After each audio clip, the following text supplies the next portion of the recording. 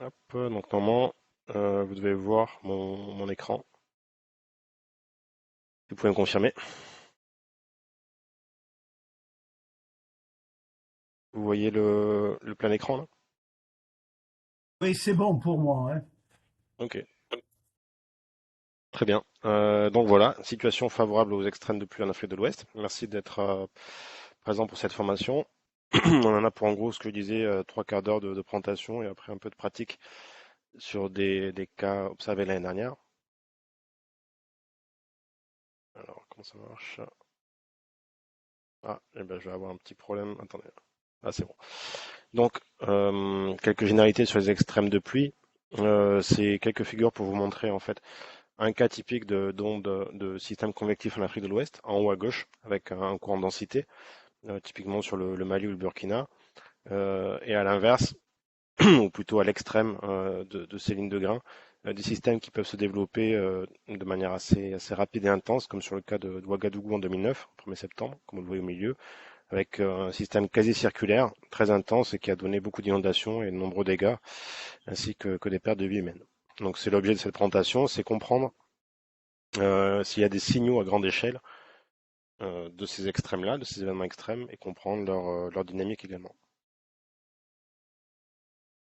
Donc sur l'idée qu'il y a derrière, si on peut arriver à trouver des précurseurs à grande échelle de ces systèmes, c'est parce qu'ils modulent l'environnement de la convection.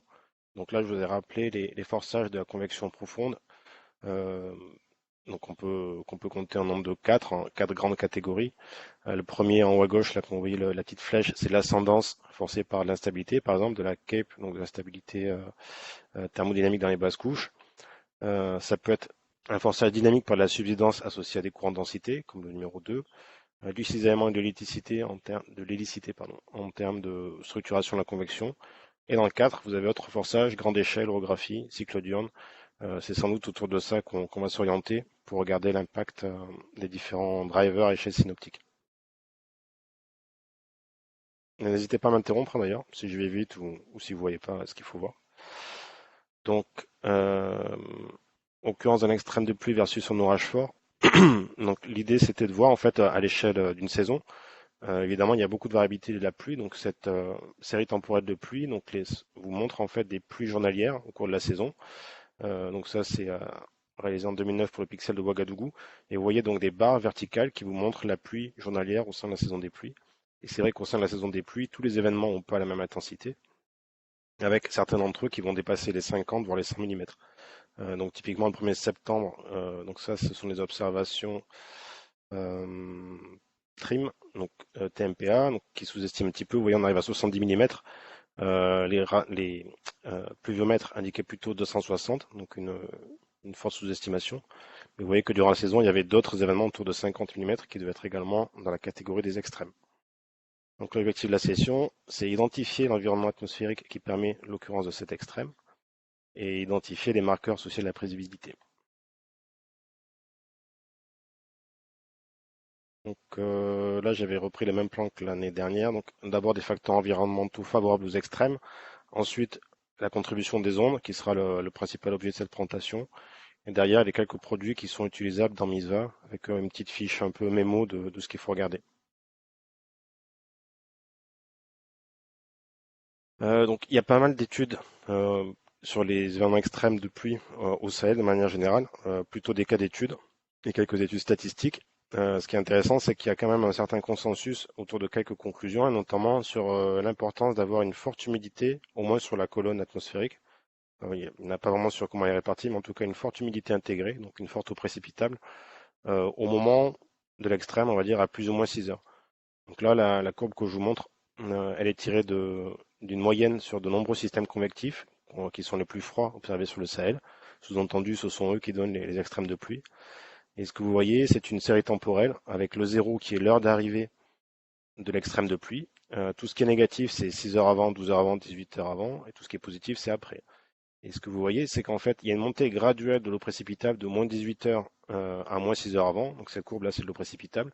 Cette montée-là, c'est très vraisemblablement, si vous voyez ma souris, l'effet de signaux à grande échelle, type onde ou flux de mousson renforcé.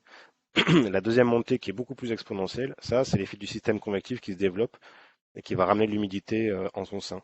Et donc, comme vous le voyez, le moment de l'extrême va coïncider à un maximum de précipitables autour d'une cinquantaine de millimètres. Donc ça, c'est moyenne sur beaucoup de cas. C'est vrai en valeur absolue, c'est également vrai en anomalie. La courbe de droite vous montre en fait à l'intérieur de ces systèmes les plus froids, les 25% les plus froids en bleu et les 25% les moins froids en rouge. Et ce que vous voyez, c'est que ce signal, il perdure dans tous les cas, avec une anomalie qui se construit relativement vite, dans les 6 heures qui précèdent le signal, qui donc est maximale au moment du passage du système. Donc ça veut dire que dans les observations, ça confirme que le fait de monitorer l'eau précipitable, et notamment les pics d'eau précipitable ou les anomalies très fortes d'eau précipitable, est un bon indicateur de l'occurrence d'un extrême, dans la mesure où le modèle de prévision, on pense qu'il est capable de le faire.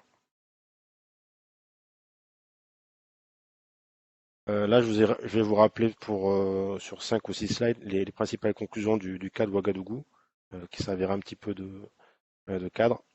Donc c'est un des rares extrêmes bien documentés. Il y a eu 4 articles dessus, donc avec une forte pluie, comme je l'ai mentionné, de 160 mm, ce qui est assez record sur une vingtaine, voire une trentaine d'années. Et donc l'idée, c'était de voir ce qui s'était passé durant cet extrême. Donc ce que vous voyez à l'écran, ce sont des pluies satellites et du vent intégré tiré des réanalyses du Centre européen, qui est tiré de l'article de Florent Beuchet 2019. Et donc ce que vous voyez, c'est la structuration du système au sein d'un vortex. Donc on voit très bien le vortex. Donc le système a eu lieu le 1er septembre, on va dire entre minuit et 6 heures, minuit et 12 heures. Donc les dates sont indiquées ici. Et ce que vous voyez, donc c'est le vent intégré, où on voit bien la marque d'un tourbillon très cyclonique avec une ligne de pluie qui se développe sur le côté ouest. Donc ça, c'est le 31 août à 15 heures. Jusque-là, on pourrait dire que c'est une ligne de grain classique. Ensuite, le 1er septembre à 3 heures, vous voyez qu'il y a finalement un aspect très circulaire qui se met en place, une agglomération en fait de la zone de précipitation qui va finalement se recentrer très fort dans un flux de nord-nord-ouest, pour être quelque chose qui est plus vraiment typique d'une ligne de grain, quelque chose qui est très resserré au sein du vortex. Donc ce qui est intéressant, c'est qu'il s'est développé dans un flux de secteur nord, qui n'est pas vraiment le schéma conceptuel qu'on pourrait attendre, où on imagine plutôt que ça se développe certes dans l'axe du Talweg, mais peut-être en flux de sud.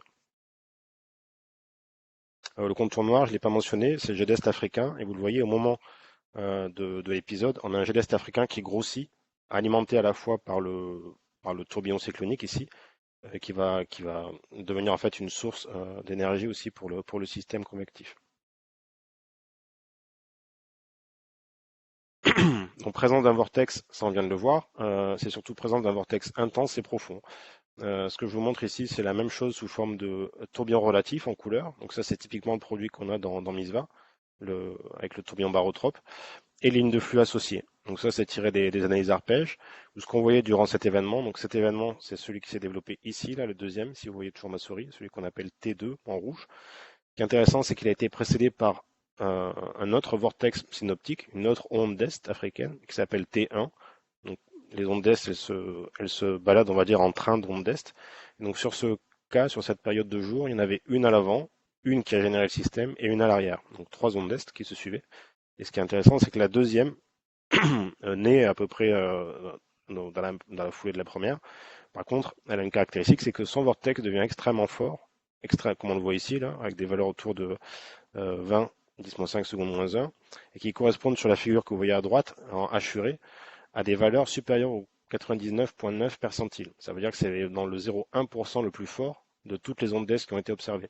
Donc vraiment une onde d'est assez record, qui donc a effectivement généré un événement lui aussi record. Donc un fort tourbillon vertical sur une colonne atmosphérique qui va de 925 à 600 hectopascal.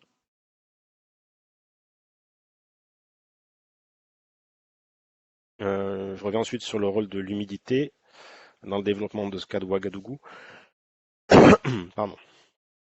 Donc à gauche, vous avez l'eau précipitable, au milieu l'humidité et le tourbillon intégré, et à droite l'humidité dans les moyennes couches. Et ce que vous voyez donc, c'est sur l'eau précipitable, on retrouve cette bulle humide là, associée au système, avec, donc autour de 50 mm, qui va générer de fortes pluies. Donc là aussi, on reste dans le cadre de l'étude statistique qu'on a vu tout à l'heure. Ce qui est intéressant, c'est que l'humidité dans les très basses couches, vous le voyez en fait, elle est arquée avec le vortex, donc ça c'est pas surprenant. Et pour le coup, elle a plutôt tendance à venir du nord-nord-ouest, associé au flux nord-ouest dont on a parlé tout à l'heure. En moyenne troposphère à 7,5 hectopascal, vous voyez la trace de l'humidité qui vient plutôt de l'ouest. Là aussi, sans doute impacté par la forme du tourbillon. Donc, ce qui est intéressant, c'est qu'il est un petit peu humidifié depuis plusieurs directions. Plein ouest en moyenne troposphère, plutôt sud, plutôt nord, nord-ouest en basse couche. Ça, je vais pas le passer. Ah, attendez, alors je vais faire. Ok, donc ça c'était pour l'aspect dynamique de ce système-là. Tout à l'heure sur la partie onde, on verra qu'en fait ce genre d'humidification a été aussi rendu possible par la présence à grande échelle de certaines structures vraiment typiques, notamment d'une anomalie humide au nord du système, qui a permis ce filament-là d'air plus humide de pénétrer dans le système. Je vous montre ensuite un autre exemple d'extrême, non pas sur la côte sahélienne, mais sur le Nigeria, donc dans des conditions plus côtières et plus humides. Donc ça, c'est une étude de Maranan et Fink notamment. Et ce qui regarde, donc c'est l'évolution de ce gros système qui a donné finalement plusieurs extrêmes le long de sa course, dont un sur le Nigeria, mais également un sur le Niger également et un sur le Tchad, si je me souviens bien. Donc ce que vous voyez en bas, ce sont les images infrarouges associées, donc avec quelque chose qui naît pour le coup assez à l'est au niveau du Tchad, qui va se développer sous une forme de ligne de grain intense. Là, on est plutôt dans une configuration ligne de grain, sauf peut-être à ce moment-là, justement quand il est sur le Nigeria, et quelque chose qui se délite ensuite au passage sur l'océan. Ce que vous voyez à droite, c'est des séries temporelles, pareil, centrées sur zéro au moment de l'événement extrême. Et ce qui est intéressant, par exemple, sur l'eau précipitable en bleu et les pluies immergues ici au milieu, on va retrouver cette humidification relativement lente pendant quasiment une journée, de moins 36 heures à moins 12 heures, un pic d'eau précipitable qui va grossir sous l'effet du pic de convection et qui va se maintenir. Et les précipitations sont en phase donc avec ce pic de convection.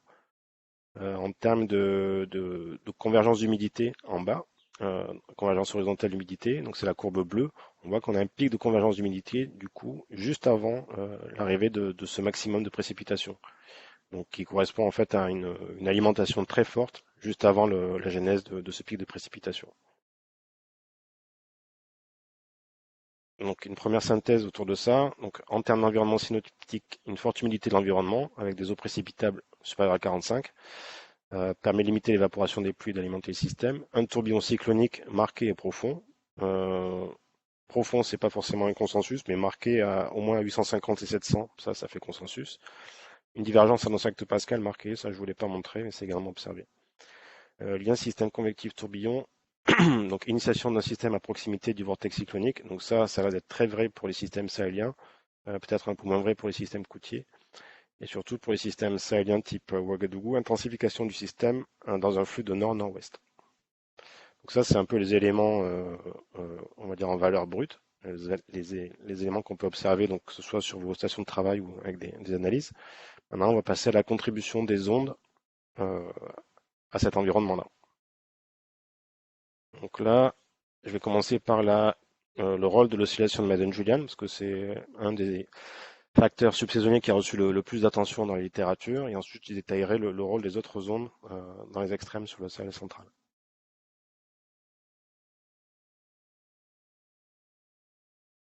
Donc la MJO, il y a eu quelques études statistiques autour de son rôle dans la modulation du nombre de jours de pluie, notamment l'étude de Sosa et al. En 2017. Et ce que vous voyez là, donc ils se sont servis de la vision donc RMM qui divise l'endroit où la MJO se trouve dans le monde en 8 cadrans.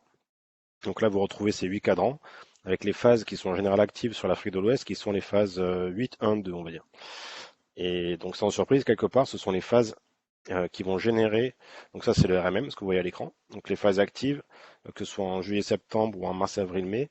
Donc vous retrouvez la phase 1, donc c'est de l'OLR avec une anomalie convective qui se déplace vers l'Afrique de l'Ouest. Une phase 2 où cette anomalie convective est vraiment centrée sur la côte. Une phase 3 où elle est en train de passer.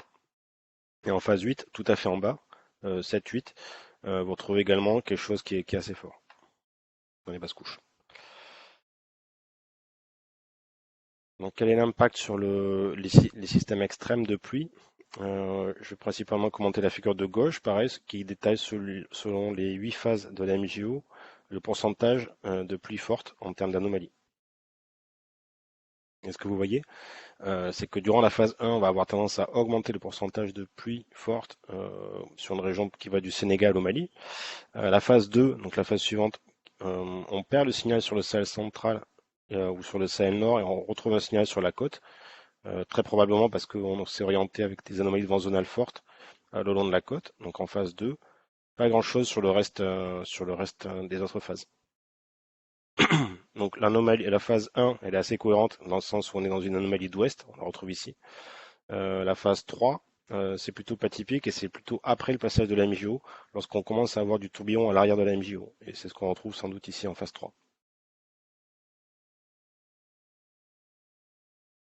La même chose pour mars, avril, mai, plutôt pour les pays côtiers ou pour les pays du Sud Sahel. On va retrouver un léger décalage, donc toujours la phase 1 qui va être favorable, notamment sur le Ghana, Togo, Bénin et Nigeria. Pas grand-chose sur la phase 2, plein ouest, ce qui peut être assez surprenant. Et finalement, ça va se décaler en phase 7-8, plutôt dans un renforcement de flux d'est. Donc ça, pareil, il n'y a pas forcément de scénario associé, mais ça sera intéressant à creuser. Donc ça va plutôt être des extrêmes hors saison des pluies, hein, mars, avril, mai. Donc il est quand même très possible que ça interagisse avec des systèmes de moyenne latitude. Euh, Oui, Philippe, j'ai juste une question sur cette figure. Tu montres mars-avril le printemps, mais normalement sur le Sahel, il n'y a pas de précipitation. Comment se fait-il que dans la phase 1, même dans la phase, enfin, on ait autant de modulation des précipitations? bah, je pense que justement, il n'y a pas beaucoup de précipitations et il y a quand même quelques occurrences extrêmes hors saison des pluies. C'est ce qu'on a vu dans les statistiques. Donc le pic, il est quand même centré sur la saison des pluies, mais hors saison des pluies, il y en a quelques-uns. Oui, Et là, ce qui montre, ouais, c'est bien ça ta question. Donc tu as une augmentation du oui, nombre c'est ça. d'extrêmes par rapport à la climatologie, hein.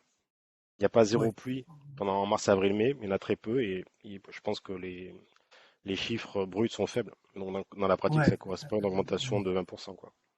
Mais c'est peut-être aussi une interaction avec les Rossby mais latitude Oui, tempérée. oui, ouais, c'est ce que je venais de dire, il me semble, c'est que en mars, avril, mai, il y a quand même la MJO est vraiment très équatoriale normalement, et donc avoir des signatures Ouais, comme ça assez nord, ça pointe sans doute vers des choses en interaction avec les moyennes latitudes. Ouais, merci. ouais, c'est moi. Pour finir avec la MJO, une vision globale de la MJO, donc celle de ces articles-là de Shrek 2021. Donc ils ont regardé pareil les phases de la MJO en traçant le potentiel de vitesse en anomalie qu'on voit en contour là et en plage de couleur derrière l'impact sur les extrêmes de pluie, sur l'augmentation de la probabilité d'extrême de pluie. Donc ce que vous voyez, c'est qu'en phase 2-3, donc plutôt après le passage de la MJO, on va effectivement avoir globalement l'Afrique de l'Ouest qui va être plus sujette à des extrêmes de pluie que hors MJO. Donc c'est la plage de couleurs que vous voyez ici. Donc on est à 2 ou 3 événements par 100 jours. Donc c'est une certaine métrique. Mais ce que vous voyez, c'est que ça renforce la probabilité d'extrême. Donc juste après le passage de la MJO ou pendant la MJO active. En phase négative, à l'inverse, ça a quand même tendance à diminuer le nombre d'extrêmes. Donc ça c'est intéressant. Ça veut dire que en termes de potentiel de vitesse, dans les statistiques, la signature de la MJO favorise donc l'arrivée d'extrêmes de pluie dans sa phase divergente. Donc bien monitorer les MJO avec le reveneur, avec les cartes, permet quand même d'avoir un indicateur d'occurrence préférentielle d'extrême de pluie. Et à l'inverse, une phase subsidente va quand même être globalement très défavorable à un extrême de pluie. Ok, on passe aux occurrences d'ondes équatoriales sur le Sahel et leur rôle dans les extrêmes de pluie. Donc là, je vais revenir sur le cas de Ouaga dont je parlais tout à l'heure, plus en me focalisant sur l'aspect grande échelle. Donc en termes d'aspect grande échelle, je vous montre ces deux figures avec le vent à 700 et la pluie à gauche et le vent à 925 hectopascales et l'eau précipitable, toutes les deux en anomalie, à droite. Donc ce qu'on peut voir à gauche, on va retrouver le train d'onde d'est dont j'ai parlé là, les T1, T2, T3, associés donc à des noyaux de vent d'est et à des pluies, à chaque fois dans l'axe du Talweg, ici et ici et ici. Donc ça c'est le 30 à 6 heures. Un jour plus tard, on retrouve donc ce train d'onde est qui s'est décalé vers l'ouest, avec donc celui qui nous intéresse qui est ici, un Talvec bien marqué, juste derrière une grosse dorsale, et donc le système onde d'est, un système convectif qui va donner l'extrême, donc le 1er septembre à 6 heures, associé donc à ce système-là, et donc un noyau de vent d'est. Ce qui est intéressant, c'est de regarder la structure dans les basses couches, avec les anomalies humides en grisé. Et vous regardez, en fait, ce qui est intéressant, c'est qu'on retrouve une forte anomalie à grande échelle, humide, plutôt au nord de 10 degrés nord, qui va lentement se déplacer vers l'ouest, et à l'avant de laquelle l'onde d'est est en train de se développer et va finalement se détacher, chipper de l'humidité de cette poche humide à grande échelle, pour se structurer autour du système convectif. Donc ça, en fait, ça vous explique aussi que cette anomalie humide, vous le voyez, elle est orientée en flux de nord, c'est ce qui va permettre à ce flux de nord, anormalement fort, d'humidifier le système par le nord. Alors que normalement, un flux de nord, en provenance du Sahara, devrait l'assécher. Donc c'est la même chose que ce que je viens de vous dire. Une même vision Hofmöller, donc avec la longitude en abscisse et le temps en ordonnée. Donc pour lire ces diagrammes, lorsqu'on part du haut et qu'on descend, on voit s'écouler le temps vers le bas, et donc on va regarder des structures qui se propagent, soit vers l'ouest quand on va vers la gauche, soit vers l'est quand on va vers la droite. Donc ce qu'on voit ici aux alentours du 30 août, bah, c'est justement la propagation de signaux donc cycloniques à gauche, associés au tourbillon à 7,5 hectopascal, avec un premier vortex qui se déplace, un deuxième qui va être l'onde d'est numéro 2, dans laquelle se développe le système convectif, et un troisième à la suite. Donc c'est ce train de 3 ondes d'est qu'on retrouve, donc qui va être marqué en tourbillon, qui va être marqué en eau précipitable à grande échelle, avec une caractéristique, c'est qu'on retrouve le signal à grande échelle là, qui était sur le nord du Sahel, à l'intérieur duquel va se développer une onde, une deuxième onde et une troisième onde d'est à échelle synoptique. Et donc c'est également quelque chose qu'on va retrouver sur le vent méridien intégré, donc un des produits typiques de MISVA, avec donc des alternances de Talveg et dorsale, avec donc le premier Talveg qui est ici en pointillé, le deuxième ici et le troisième ici. Donc, ce qui est intéressant, c'est de voir deux échelles imbriquées, l'échelle synoptique avec un train de 3 ondes d'est, donc notamment la deuxième qui donne le système, imbriqué, inclus dans une poche humide à grande échelle. Donc lorsqu'on regarde les anomalies nuageuses associées à cet événement, donc là ce que je vous montre c'est l'anomalie d'OLR, donc de rayonnement infrarouge au sommet de l'atmosphère. On va retrouver donc en gris donc une anomalie humide. Alors, attendez, excusez-moi, je vous dis une bêtise. En pointillé, donc c'est l'anomalie intrasaisonnière. Donc on va retrouver donc quelque chose qui était actif sur l'est du Sahel le 30 août, qui était actif ensuite juste à l'est de Ouagadougou le 31 et très actif le 1er septembre sur Ouagadougou, ici en pointillé toujours, le 1er septembre. Et donc c'est cette anomalie intrasaisonnière en pointillé. Quand on la décompose en contribution des ondes, on va trouver quelque chose à grande échelle en grisé qui se déplace très lentement vers l'ouest. Et donc ça, on l'a vu tout à l'heure, c'est comme la plage d'humidité à grande échelle. Ça va être associé à une onde de Rossby équatoriale. En son sein, on retrouve un train d'onde d'est en rose, là, une onde d'est 1 et une onde d'est 2 qui se développent, avec l'onde d'est 2 qui va se développer vraiment sur le flanc, dans son cœur, en fait, finalement, pour la dépasser rapidement le 1er septembre. Et on trouve une troisième onde qui contribue, qui est une onde de Kelvin, qui renforce la convection plutôt le 30 août au niveau de Ouaga, et surtout le 31, juste quand le système se développe dans l'onde d'est, légèrement à l'ouest de Ouagadougou. Ce qui fait que le 1er septembre, pardon, on a un système qui est très mature et très efficace. Donc une contribution de 3 ondes au moins, donc une onde d'est, donc qui donne ce tourbillon précyclonique à échelle synoptique, une onde de Rossby à grande échelle, qui permet d'avoir un environnement dans lequel se développe une onde d'est et un système très humide, et une onde de Kelvin qui va renforcer à JJ-1 le système convectif qui donne l'extrême. Donc ça, c'est intéressant à avoir en tête. Mais par contre, c'est associé à un système. Donc l'étude que je vous montre ensuite, on a généralisé cette approche à finalement un gros millier de cas autour du Burkina Faso. Donc c'est ce que je vous montre ici. On a pris tous les pixels colorés là, dans lesquels vous voyez des couleurs. Tous les points représentent des pluviomètres. Et donc ces pixels qu'on a choisis sont documentés avec 5 pluviomètres pour nous permettre de bien échantillonner les fortes pluies. Donc on a fait une sélection de 80 extrêmes de pluie, donc pour lesquels les pluies sont fortes, au-delà du percentile 99. Donc en gros, ça fait une pluie à l'échelle du degré carré qui est entre 20 et 30 mm, ce qui fait des précipitations entre 50 et 100 mm. Donc on se retrouve avec plus d'un millier de cas d'extrêmes sur lesquels on peut travailler et faire des statistiques.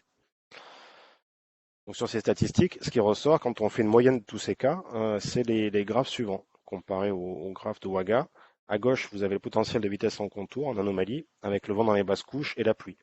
Et ce que vous regardez, donc à J0, on retrouve le jour de l'extrême, qui va se centrer sur un système convectif. Dans une anomalie en contour, là, qui est donc une anomalie de potentiel de vitesse divergente à nos 5 Pascal, et dans un flux de basse couche, vous le voyez, qui va être cyclonique, orienté nord-nord-ouest, exactement comme ce qu'on a vu sur le cas de Waga. Si on se déplace un petit peu dans l'atmosphère et qu'on regarde l'intégrale du vent horizontal entre 925 et 600 Pascal en vecteur, les anomalies d'OLR, donc anomalies convectives en coloré ici, et les anomalies d'eau précipitable en contour bleu. Qu'est-ce qu'on retrouve? Quelques jours avant, 3 jours avant, tout à fait en haut sur le panel du milieu, on va retrouver plutôt une anomalie de sud, avec surtout à l'est du Sahel une anomalie convective associée à une anomalie d'eau précipitable positive, qui va se décaler lentement vers l'ouest également. Donc ça, c'est typiquement la signature du nombre de Rossby, et à l'intérieur de laquelle, à partir de J-1, vous voyez se développer un flux d'ouest et un tourbillon cyclonique assez fort, pour être maximal le jour 0, là, le jour de l'extrême, avec là aussi un vent, une anomalie de vent qui va être une anomalie nord-ouest. Donc ça, ce scénario, on a l'air de le retrouver en moyenne sur de nombreux cas. Pour finir, le panel de droite vous montre le tourbillon sur la même couche, avec le tourbillon cyclonique en rouge, et l'eau précipitable en contour pour des valeurs supérieures à 45. Et ce que vous voyez, c'est que globalement, c'était une période de quelques jours avant où l'eau précipitable était forte, avec un maximum qui va être obtenu autour de J0, autour de 47-48 mm, et avec un tourbillon bien marqué, cyclonique en rouge, donc on retrouve très fort à J+1, très fort à J0, et qu'on retrouve dès le J-1 à plus petite échelle, vraiment à échelle synoptique. Donc ça confirme ce que les études de cas nous ont montré. Ce qui est également confirmé, c'est des valeurs un petit peu typiques. Ce que je vous montre ici, c'est la distribution pour deux paramètres au sein de la population d'extrême de pluie qu'on a étudiée. Le potentiel de vitesse à 200 en haut à gauche et l'eau précipitable en bas. Donc en haut, ce que vous voyez, en haut à gauche, c'est les valeurs de potentiel de vitesse brutes. Donc ça ne va pas trop vous parler, mais de toute façon, sur l'Afrique de l'Ouest, quels que soient les jours, la plupart du temps, ces valeurs sont positives, ce qui veut dire qu'il y a la subsidence. En revanche, lorsqu'on considère l'anomalie de potentiel de vitesse, ce que vous voyez, c'est que la PDF des pluies, elle est très fortement centrée sur des valeurs négatives et que globalement, une large majorité de ces événements ont lieu dans une anomalie négative. Ça, c'est intéressant parce que au sein de MISVA, on a vu que les anomalies de potentiel de vitesse à 200, on les regarde beaucoup et il y a de la prévisibilité dans ça, ce qui fait que quand on voit des anomalies de potentiel de vitesse négatives à grande échelle, ça, c'est un des facteurs très favorables aux extrêmes de pluie et qu'on retrouve dans la plupart des extrêmes de pluie finalement. Si je passe ensuite en bas à l'eau précipitable, ce qui est intéressant, c'est qu'en termes de valeur brute, dans la population d'extrême, on va avoir un pic d'eau précipitable autour de 44-45, qui est des valeurs assez observées, ce qui veut dire que ce sont des valeurs les plus fréquentes observées dans les cas d'extrême, et avec des anomalies d'eau précipitable qui vont globalement être également plutôt penchées du côté positif, donc avec des anomalies de pluie, des anomalies d'eau précipitable, positives. Donc là aussi, ça confirme l'intérêt qu'il y a à bien analyser les anomalies d'eau précipitable et le comportement de l'eau précipitable avec cette valeur un peu type de 45 mm qui ressort. Donc ensuite, ça, c'est l'environnement à grande échelle des extrêmes de pluie. Ce qu'on s'est amusé à regarder, c'est la contribution des ondes et des différentes combinaisons d'ondes associées à cet environnement. Donc c'est ma diapositive suivante. Ce que vous voyez, c'est la même figure que tout à l'heure pour l'OLR et le vent moyen intégré, mais comment dire, pour laquelle on a séparé la contribution des 4 principales ondes, la MJO à gauche, les ondes de Kelvin à la suite, les ondes de Rossby en allant vers la droite, et tout à fait à droite, les ondes d'Est. Donc ce qui est intéressant, c'est qu'effectivement, quand on commence à gauche, on voit que la MJO contribue certes, mais pas énormément. Donc on a illustré ici uniquement les valeurs qui ont une significativité statistique, même si on retrouve une légère anomalie de vent d'ouest. Pour les ondes de Kelvin, on voit qu'il y a une belle anomalie convective qui se déplace de l'ouest et qui arrive sur le centre des extrêmes là, à partir de J0, avec un beau renforcement des vents d'ouest en basse couche. Et surtout, les deux signaux qu'on voit, c'est vraiment ceux associés à l'onde de Rossby, avec un gire cyclonique à J-1, donc associé à une anomalie convective dans le flux de sud-sud-ouest, qui va se déplacer au fur et à mesure pour toucher la région du Burkina Faso entre J0 et J+1.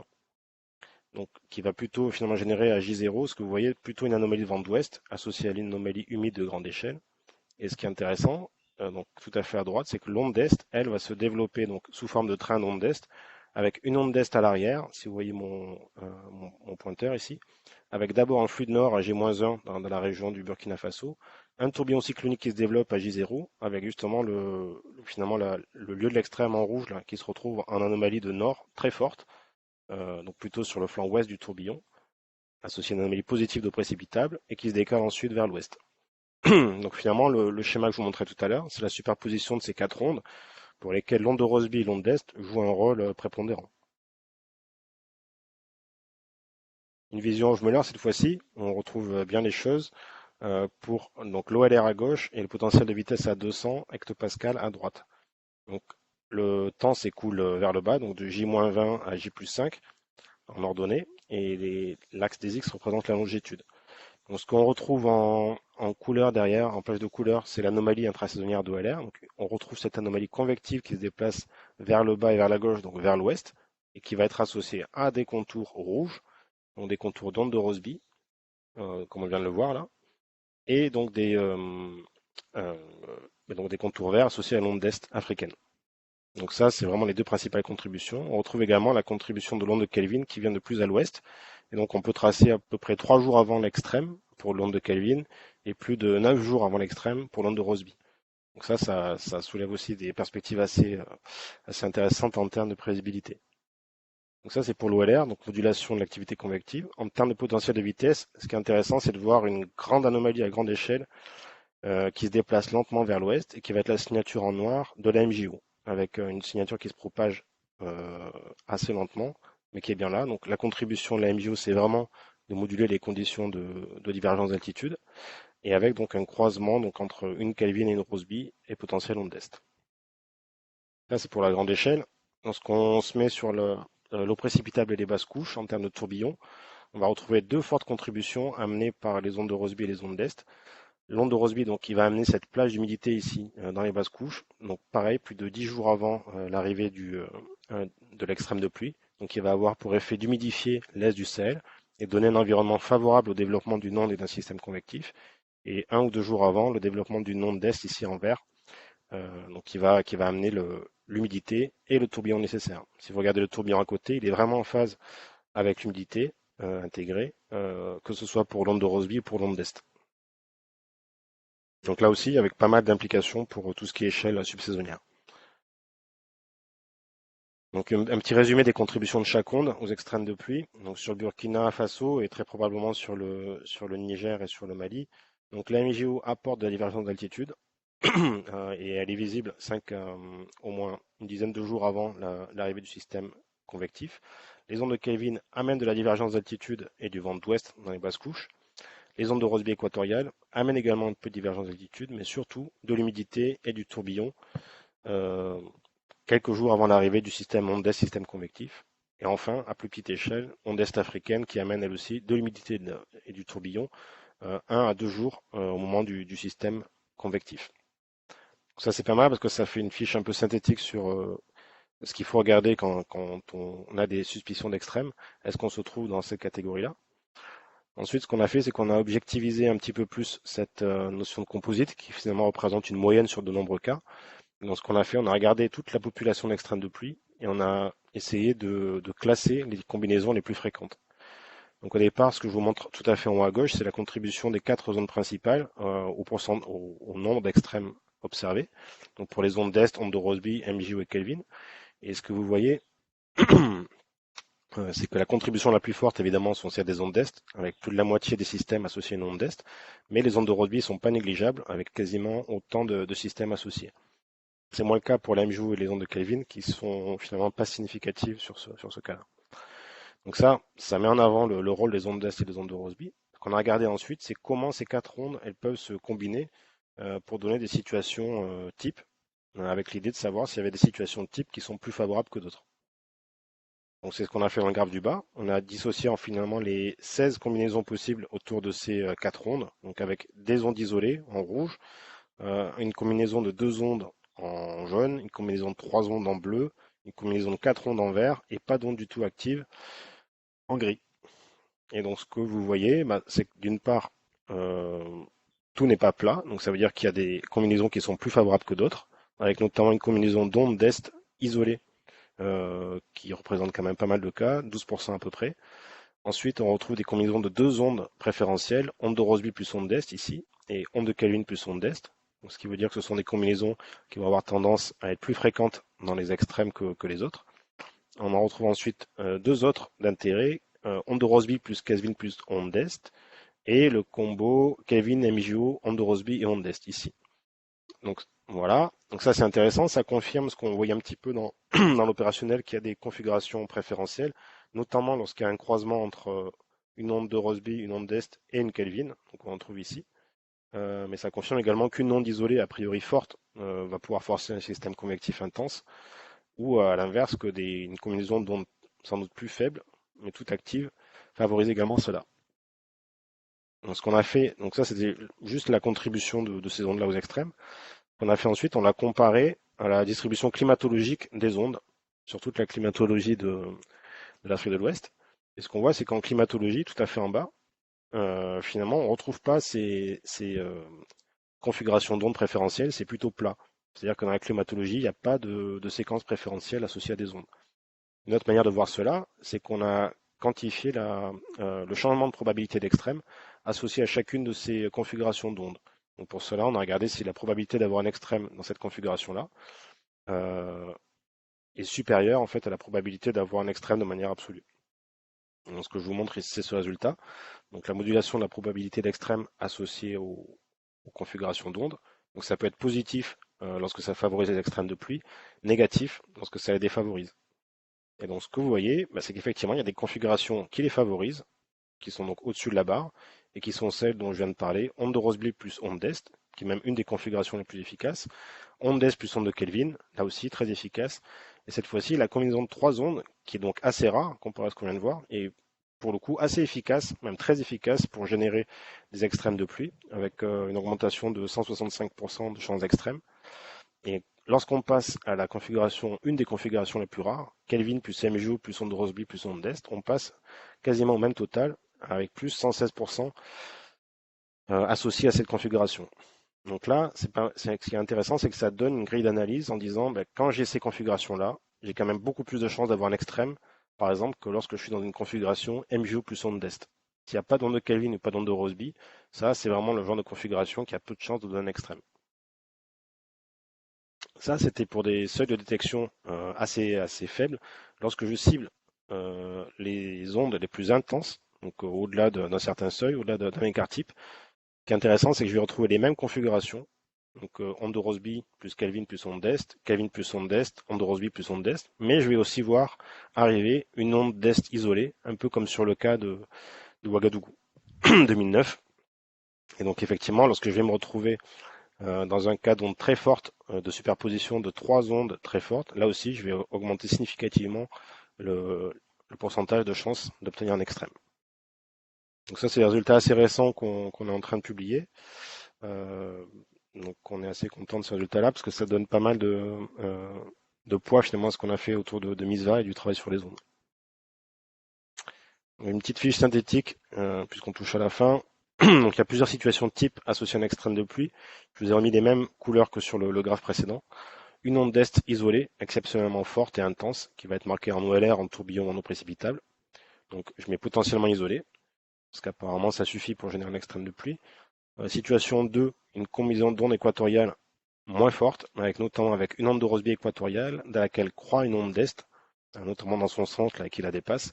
Donc ça amène à une onde d'est, en tout cas une anomalie intrasonière très marquée, et on retombe sur un cas type Waga 2009. Troisième type de situation, onde de Rossby plus onde d'est, ou et une onde de Kelvin ou une MJO, qui permet d'avoir un forçage par de la convergence dans les basses couches, et visiblement un système qui est encore plus actif. Voilà, je vous ai mis attention, les modèles de PNT ont des biais forts et font des fausses alarmes sur ces situations aussi. Donc c'est vrai que le bon côté de la chose, c'est qu'ils font plutôt pas mal les propagations d'ondes, comme on vient de les voir, et comme on le voit très, très souvent durant les briefings MISVA. Par contre, ce couplage entre une onde d'est et un système convectif, il peut être pas toujours bien vu, voire un peu trop exacerbé. Donc ça, il y aura un travail en cours pour évaluer ces biais-là.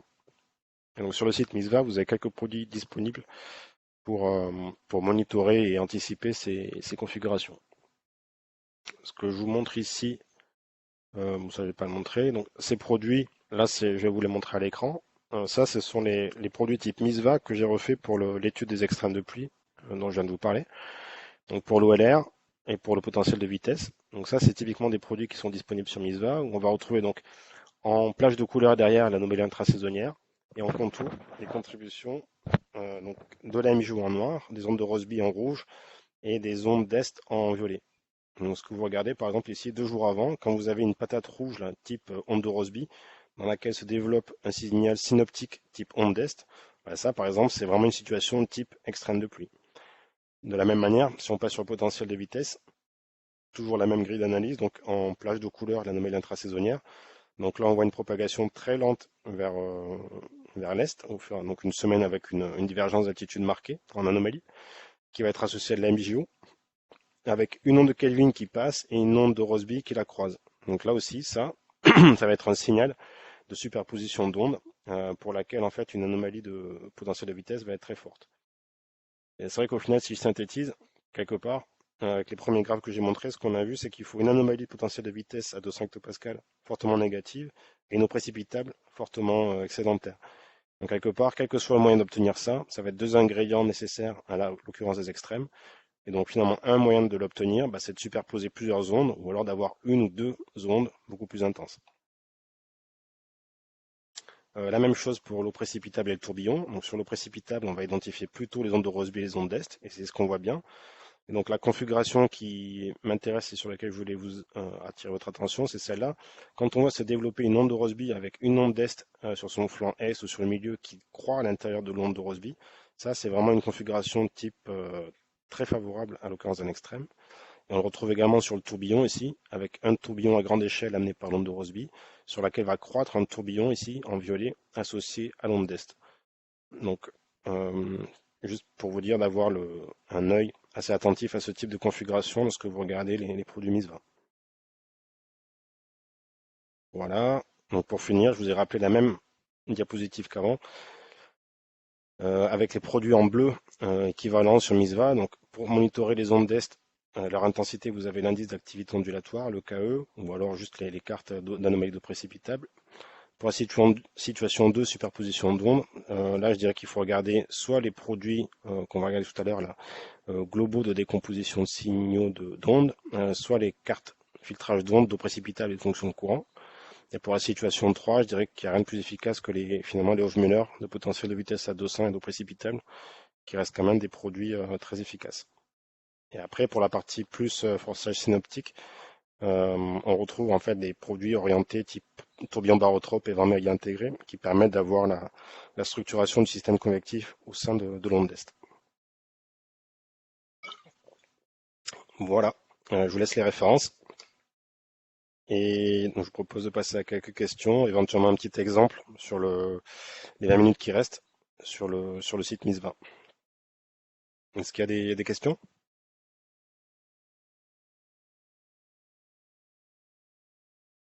Jean-Philippe, moi j'en ai, mais bon, il vaudrait mieux d'abord, il y a d'autres questions avant, hein, non? Oui, bien sûr. Donc n'hésitez pas, si nous avons des collègues intéressés. Questions sur ça?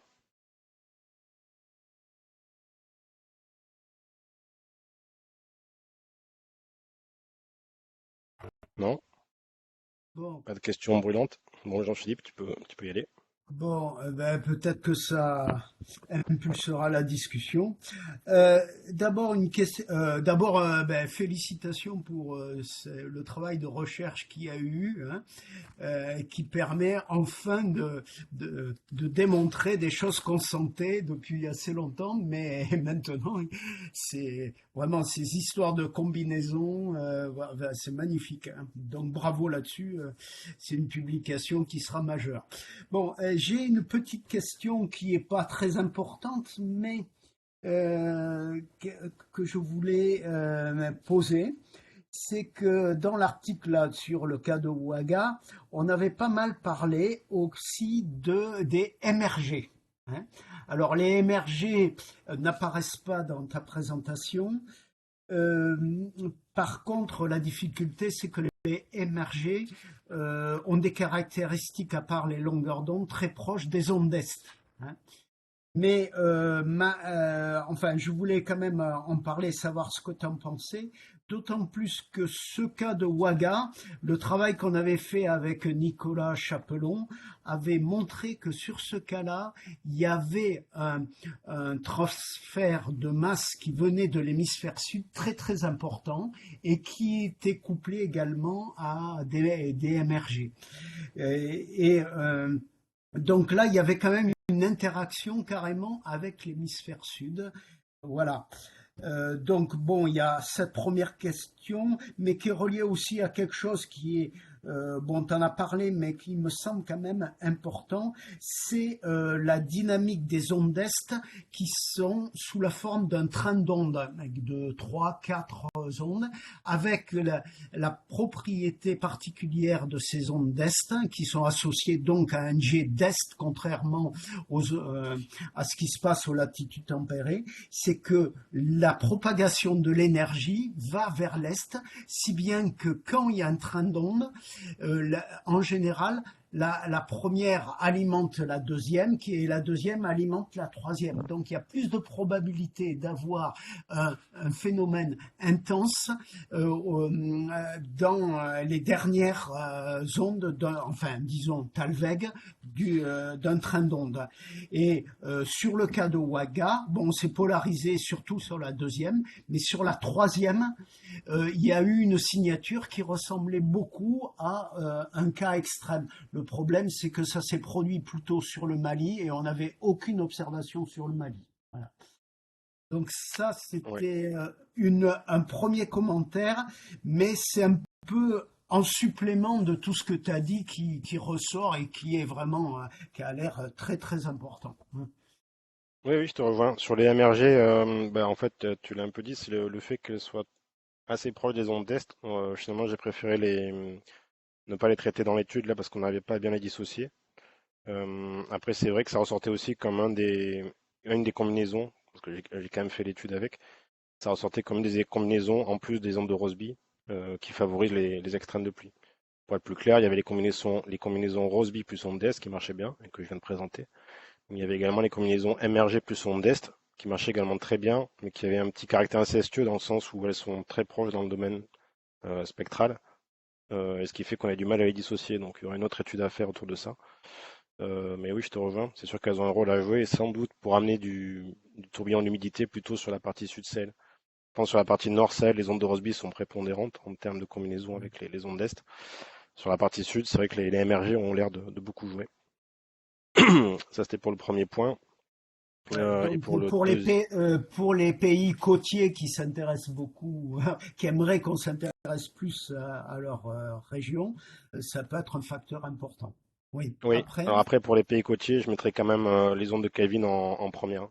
oui, Euh, oui, d'accord. je pense qu'il y a quand même un gros forçage par les ondes de Kelvin. Et ensuite, un relais peut-être ondes d'Est émergées, mais bon, c'est vrai que l'étude reste à faire. Sachant que ce qui nous limite le plus, comme tu l'as mentionné, c'est vraiment les observations de qualité et avoir des observations qui nous permettent d'avoir des cas observés d'extrêmes sur lesquels on puisse s'appuyer parce que là, je l'ai pas trop mentionné, mais la plupart des produits de pluie, en fait, ont des taux de fausse alarme qui sont vraiment très forts, de l'ordre de 30 à 50%. Ce qui fait qu'on peut pas vraiment s'appuyer sur ça pour des études de cas nombreuses. Et après, pour la deuxième partie de la question sur la dynamique des ondes d'est, ça n'a pas été trop regardé sur l'aspect train d'onde d'est. Donc ça, c'est vrai que je te rejoins. En théorie, c'est vrai que la deuxième est plus forte que la première et que la troisième est plus forte que la deuxième. Ce qui ressort aussi dans l'étude qu'on voit, c'est qu'en général, dans ce train d'onde-là, quand c'est couplé à une onde de Rossby, bah, la première est à l'avant, est plutôt dans la phase sèche, et la deuxième est en plein cœur de l'onde de Rossby, donc vraiment entourée d'humidité et de tourbillons. Donc là aussi, dans un cadre favorable, et sachant que le gir dans lequel elle est prise fait également osciller le geste africain. Donc la déstabilise et sans doute favorise les transferts de quantité de mouvement. Donc il y a sans doute une rétroaction assez favorable de la position de l'onde d'est selon où elle se développe, finalement que ce soit la première ou la deuxième, indépendamment que ce soit la première ou la deuxième, plutôt selon la position dans le gir de l'onde de Rossby où elle se développe. Donc ça, c'est aussi des choses qu'on va essayer de documenter un peu mieux ces prochaines années là. Euh, donc pour l'instant, je dirais en suspense. Il y a pas vraiment de classification sur quel est le numéro de l'onde la plus active.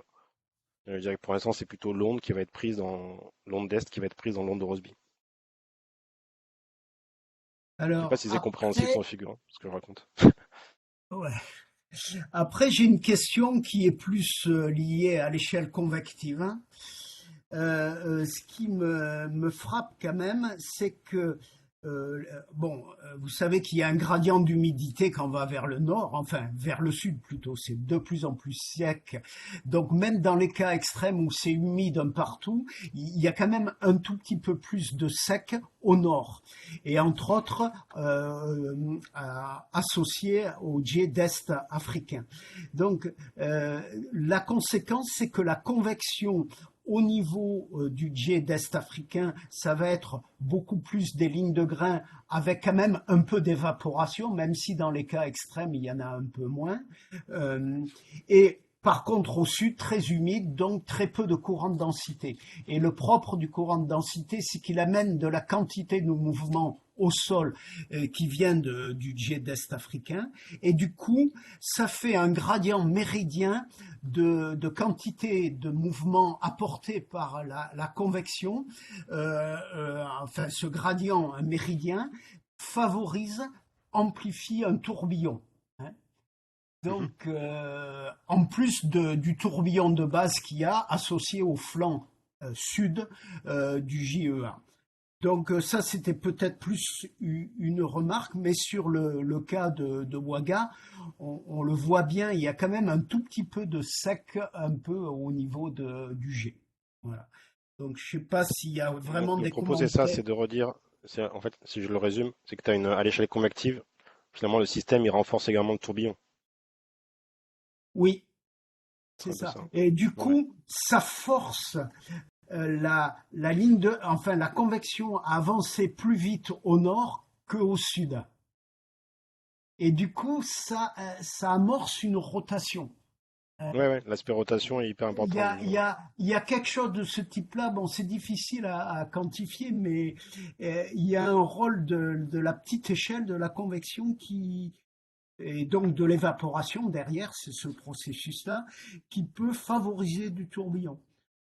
Oui, il y a une étude Euh, qu'on n'a pas encore faite, c'est documenter finalement les types de systèmes convectifs associés aux extrêmes de pluie. C'est-à-dire pour l'instant, on est resté très mécanisme à grande échelle, mais il y aurait sans doute un vrai travail de documentation de quel type de système font ces extrêmes de pluie. Alors, est-ce que c'est plutôt des lignes de grains? Est-ce que c'est plutôt un système type Waga très circulaire? C'est vrai que pour l'instant, on n'a pas trop de statistiques dessus. ouais, ouais, donc croiser plusieurs paramètres, hein, voilà. Ouais. Alors attends juste, Et je te prends la parole une seconde. J'ai vu qu'il y avait une main levée de Kotoko, et après je te rends la parole, Jean-Philippe. ouais, allez. Kotoko, si tu as une question, on t'écoute. Oui, bon, j'ai une question par rapport au cisaillement. Au niveau des facteurs qui modulent la conversion, à part les phosphates, vous avez cité aussi le cisaillement. À ce niveau, pour le suivi des systèmes, en tout cas pour la propagation, on surveille ce facteur-là, mais on se confronte à ne pas savoir un seuil.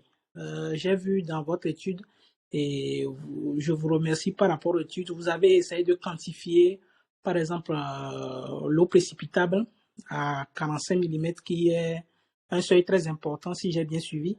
Est-ce qu'au Oui. niveau du cisaillement aussi, vous avez des indications par rapport à ça? J'ai pas, je l'ai pas regardé dans l'étude, donc je pourrais le faire. Et comme ça, je dirais que ça s'est pas trop fait. Il y en a un petit peu dans la première étude que j'ai montrée là, de Taylor, où ce qu'il voyait, c'est qu'il y avait une augmentation du cisaillement vertical de vent, plutôt à l'échelle des décennies. Il donnait pas vraiment de seuil. J'ai un seuil de -12 en tête, mais je sais pas trop pourquoi. Peut-être que Jean-Philippe est plus précis que moi sur ça. Je dirais que comme ça, j'aurais un seuil de -12 mètres par seconde, mais je saurais pas le justifier. Donc je pense que je l'ai vu passer quelque part. Donc je pourrais vous documenter ça, ouais.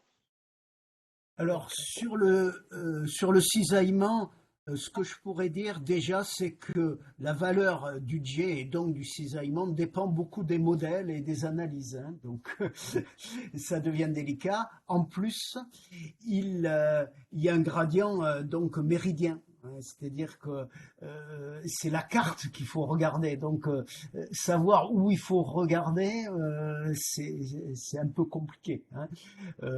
Par contre, bon, on sait que ça va favoriser des lignes de grain s'il y a beaucoup de cisaillement, hein. Ça, on le sait. Voilà. Mais je peux pas dire plus de choses sur cette question de Ouais. cisaillement, hein. Si, là, en y réfléchissant, c'est vrai que sur l'étude pareille de Taylor, en fait, ils ont une autre étude là qui a regardé des stats autour des systèmes convectifs.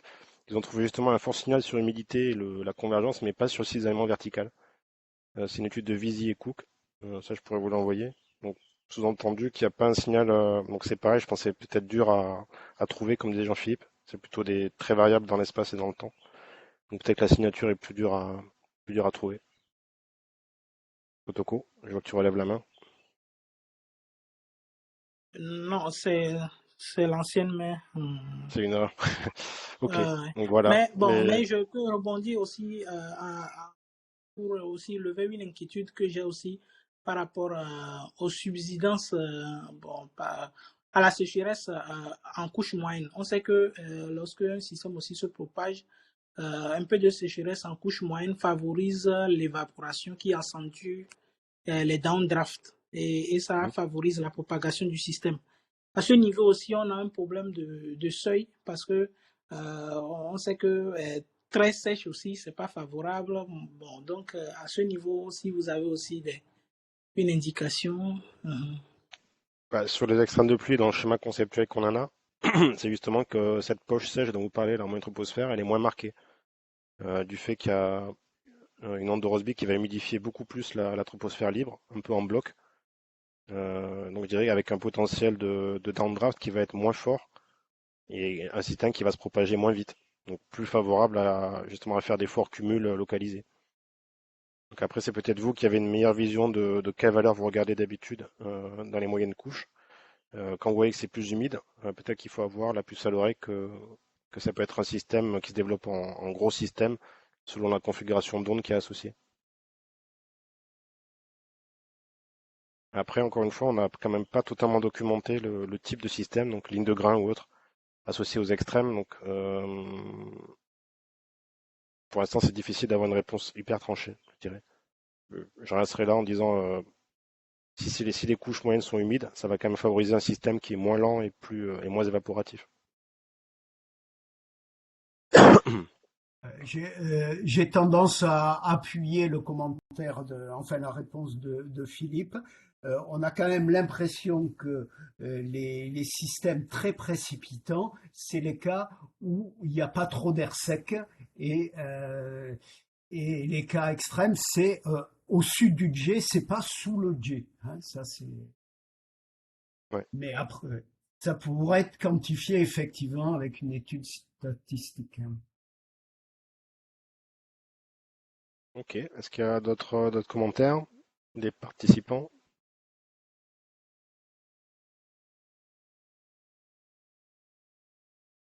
De mon côté, s'il n'y en a pas d'autres, mais entre-temps, il y en a peut-être d'autres qui vont être formulés. Moi, j'ai été frappé, Philippe, un de tes premiers transparents où tu montres les histogrammes d'eau précipitable pour les systèmes.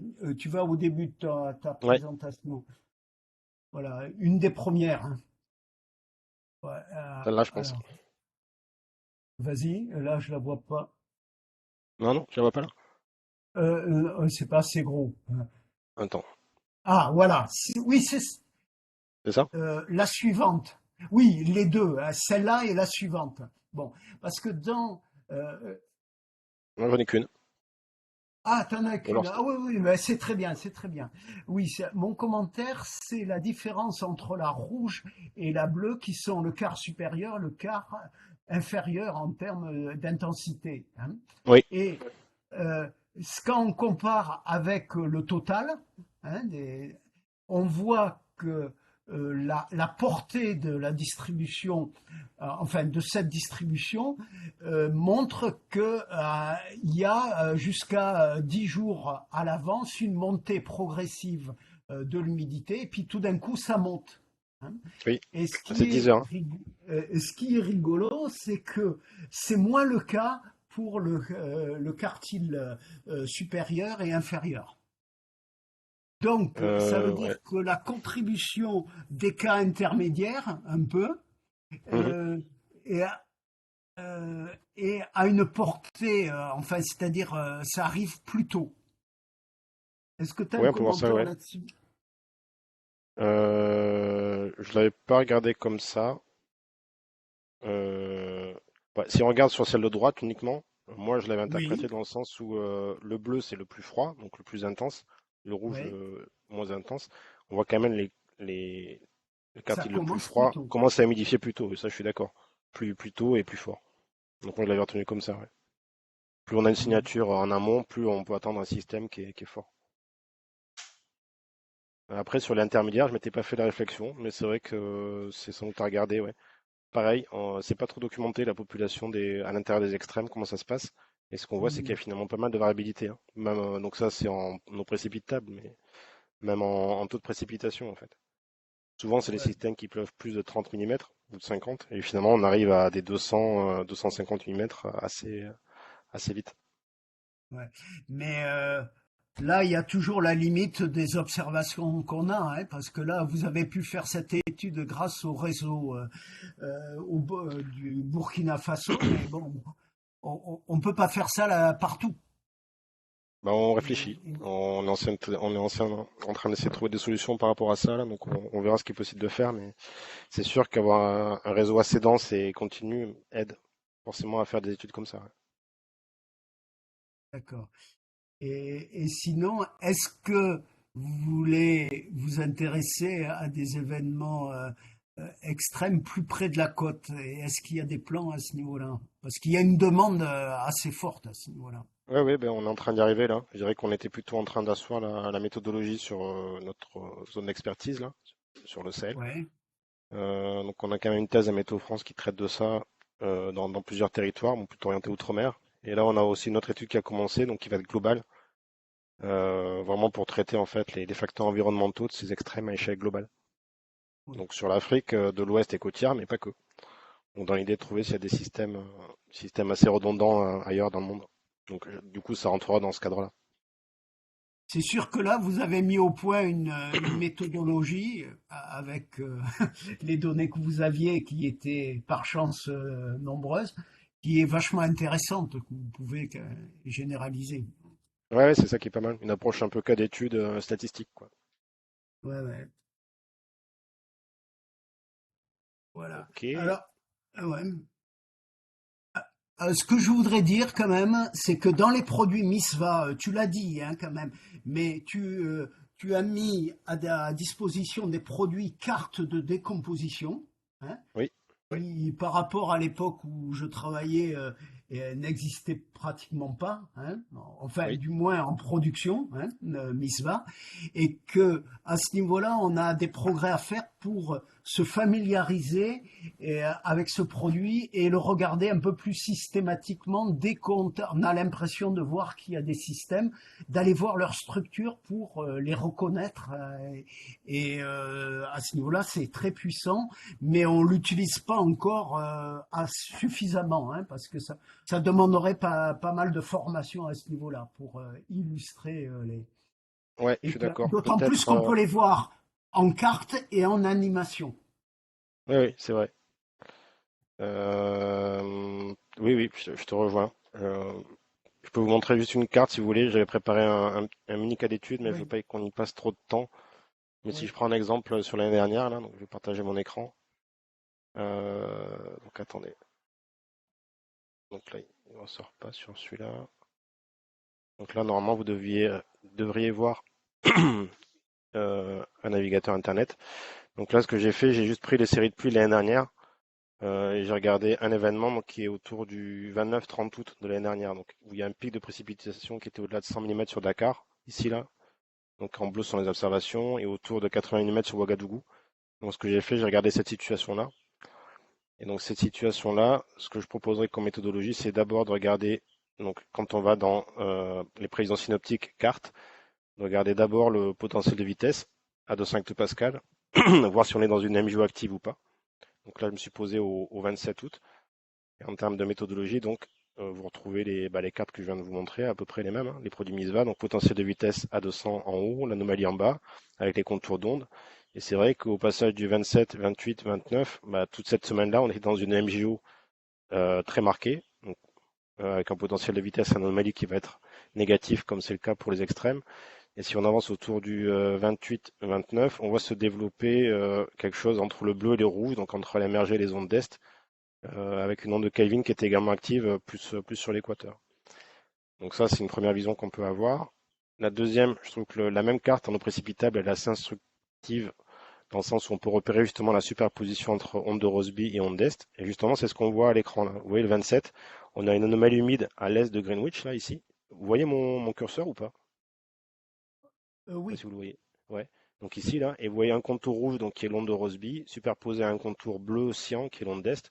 Et donc ça, c'est ce système-là, cette configuration-là, qui est typique justement d'un extrême. Et ce que vous allez voir, c'est l'onde rouge, onde de Rossby qui va se déplacer lentement, l'onde bleue qui va la rattraper. Donc ça, c'est le 27, 28, 29, 30, 31. Et donc ça, c'est vraiment la combinaison qui va faire donc ce système extrême, le 29 sur le Burkina Faso, et le 30-31 sur le Sénégal. Donc même si c'est très nord comme configuration, normalement les ondes de Rossby et les ondes d'Est, elles vont pas si nord. Celle-là, pour le coup, c'est ce qui a marché. Donc déjà, quand vous voyez une configuration comme ça, où il y a une onde de Rossby avec à l'intérieur d'elle une onde d'Est, ça doit vous mettre la puce à l'oreille que en fait il y a un développement de cette onde d'Est qui est très possible dans quelque chose de très humide et très tourbillonnaire. Donc je continue. Je pense une fois qu'on a ça, si vous voulez voir s'il y a vraiment quelque chose, si on est dans un cadre d'onde d'est intense ou pas, moi j'irai pareil dans les séries temporelles, prévision synoptique, vous cliquez sur onde d'est, OKE, à l'échelle de l'Afrique de l'Ouest. Je me suis mis aux mêmes échéances. Je me suis mis à l'échéance du 28. Donc ça, c'est des produits très moyennés, mais il n'empêche qu'ils ont un avantage, c'est que s'il y a un gros événement, on le voit très vite ressortir. Donc ça, c'est la prévision en rouge, la climatologie en noir. Et ce que vous voyez, plus on a des pics sur ces courbes-là, plus l'onde d'est va être intense. Et ce que vous voyez, c'est qu'il y avait déjà eu un événement très fort le 21 août de cette année-là, en 2022, l'année dernière, et qu'on a là en prévision un deuxième qui se prépare. Donc c'est celui que je viens de vous montrer, là, qui croît dans une onde de Rossby, où il y avait quand même un signal dans les prévisions. Donc ça doit aussi vous mettre la puce à l'oreille. Un gros pic d'activité comme ça marqué sur un indice qui est régional, ça veut dire qu'il va y avoir une sacrée onde d'est. Et le dernier donc produit, donc c'est celui dont tu parlais, celui qui se trouve ici, là, dans prévision synoptique, carte de filtrage en équatorial. Je pense que le plus simple, c'est d'aller soit sur PW Wind, soit sur Wind Vector. Donc, par exemple, sur PW Wind, ce qui est intéressant, c'est que ça décompose la carte d'anomalie précipitable dont la plupart d'entre vous ont l'habitude. Donc pareil, là je me suis mis le 27. Si on regarde en haut à gauche, c'est l'anomalie intrasaisonnière. Le 28, donc on retrouve cette anomalie humide ici, 29, 30, 31. La décomposition va nous permettre de voir à quoi c'est dû. Et donc on va retrouver ici l'anomalie humide associée à l'onde de Rossby, dans laquelle va croître l'anomalie humide associée à l'onde d'Est. D'ailleurs, on voit que cette onde d'Est, elle était assez marquée entre la côte et le Sahel. Donc j'avance, le 28, le 29, on voit l'onde d'Est qui croît et qui s'intensifie, toujours dans l'anomalie humide de l'onde de Rossby, le 30 et le 31. Donc ça permet de suivre assez efficacement ce phasage entre ces deux ondes. Ça, c'est le premier produit. Le deuxième produit qui est, je trouve, très bien pour comprendre la situation, c'est celui qui s'appelle Wind Vector, qui décompose le champ de vent horizontal. Donc là, je me suis mis à 850. Même topo, on va décomposer la circulation. Et là, vous voyez donc quelque chose qui est assez bruité avec du flux de sud et quelque chose qui est tourbillonnaire sur la côte. Vous avez la contribution des ondes d'Est et des ondes de Rossby. Et ce qui est intéressant, c'est que vous avez également les Kelvin. Donc par exemple, les ondes de Kelvin, ce qui est intéressant, c'est qu'on avait une zone de convergence aussi qui s'est développée. Vous le voyez ici, là. Si vous voyez mon curseur. Attendez, là je suis le 31, le 29. Alors attendez, je suis revenu ici. Donc le 29, il y avait celui-là qui était ici, là, qui ne se voit pas forcément très bien. J'ai regardé pas mal de cas. Ok. Et donc si vous reprenez le cas d'onde d'Est, l'intérêt c'est qu'on arrive à très bien identifier la signature de l'onde d'Est, qu'on voit quand même grossir fortement ici. Ça c'est. Bon, attendez, je vous raconte des bêtises. Voilà ici, là. Onde d'Est, on était bien ici. Donc quand vous avez des vecteurs qui se colorent en rouge, ça veut dire que le vent est très fort. Donc là on avait bien cette signature d'onde d'Est très marquée, très forte. Alors après c'est sûr que quand on a ça, on a un indicateur d'extrême. Par contre, on n'est pas à l'abri que le système de prévision sans balle et fasse une fausse alarme. Donc là, c'est tout l'intérêt de connaître un peu les modèles de prévision avec lesquels vous travaillez. Mais au premier ordre, je Je- dirais que c'est tout- quelques produits là, donc oui, quatre en tout tout. à l'heure, Philippe, il y avait la Oui, MRG qui était intéressante où on voyait le flux de mousson qui était activé. oui, oui, oui, complètement. Voilà, en flux de sud, là, ici, là, on le voit. Ça. Ah ouais, Ça, c'est c'est vrai que là, il magnifique. y a un phasage La- typiquement entre l'onde d'est et la MRG, là. Ça, c'est ce qu'on disait tout à l'heure. Parce que ce qu'on avait vu pour Ouaga, c'était l'explosion s'est produite à ce moment-là, hein, quand il y a eu Ouais, le phasage, hein, entre les deux. ok. Donc voilà ce que j'avais à vous montrer de mon côté. Des questions, des commentaires avant qu'on se quitte. On a encore pour 2 minutes. N'hésitez pas. Peut-être les prévisionnistes ouest-africains. Vous n'avez pas encore trop entendu Magat, oui. Je te vois lever la main.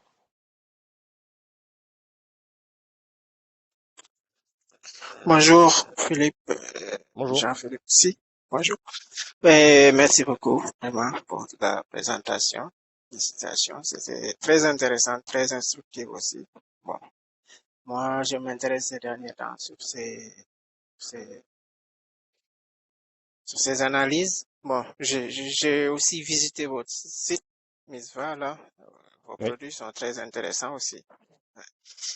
Bon, mais je suis tout au début parce que je voulais en fait durant ma thèse analyser un peu les zones, mais j'avais pas eu le temps.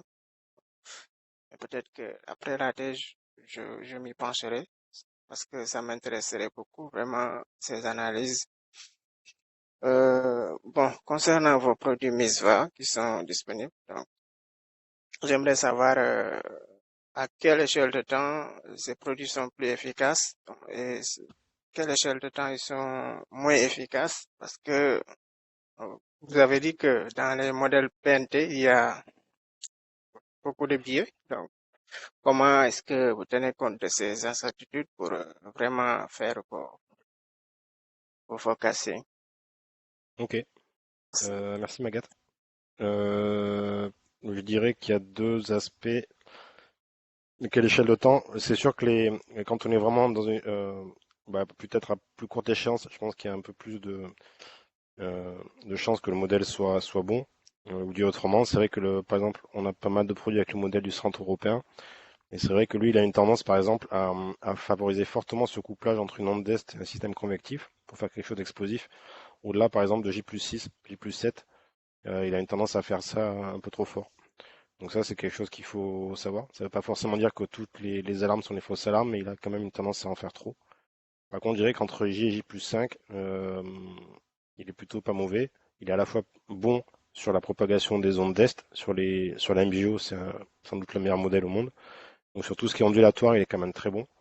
Je dirais qu'on manque encore de billes pour l'évaluer vraiment sur l'aspect extrême.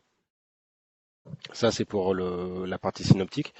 L'autre aspect qui est intéressant dans Misva, c'est qu'on a tout un onglet prévision subsaisonnière, où là aussi on peut avoir des indices vraiment d'anticipation à 1 semaine, 2 semaines, 3 semaines. Par exemple, quand on voit des grosses ondes de Rossby venir de l'Inde ou du Pacifique, 2 à 3 semaines avant, et qui croisent par exemple une MJO ou une onde de Kelvin, bah ça nous indique quand même que des fois on va avoir une semaine favorable à un extrême.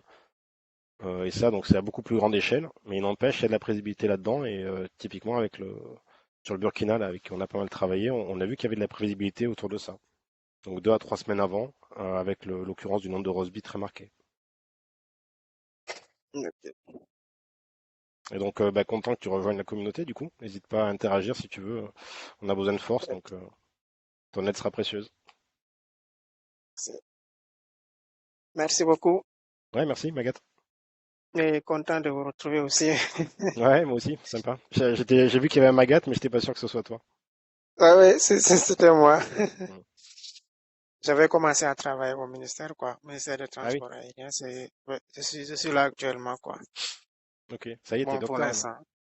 Ouais, ouais, mais je veux Ouais. garder une main dans la recherche. Donc, du coup, je suis obligé des fois de Bienvenue, suivre de ce Magat, genre de hein. formation. Ouais. Merci. Jean-Philippe, ça va? Ok, merci beaucoup, Magat, ouais, d'être là. On a Ouais, besoin aussi de chercheurs et de bureaux d'études qui travaillent là-dessus. Il y a beaucoup de choses à faire avec. ouais. Ok, Merci. merci. Bon, je vais pas pouvoir me rester beaucoup plus longtemps, donc je vous propose de rester là. Si vous avez des questions ou commentaires, n'hésitez pas à me les envoyer, je répondrai avec plaisir. Et puis je vous donne rendez-vous donc pour ceux qui le peuvent au prochain briefing. Merci à tous donc. D'accord, merci à vous. Merci. Au revoir.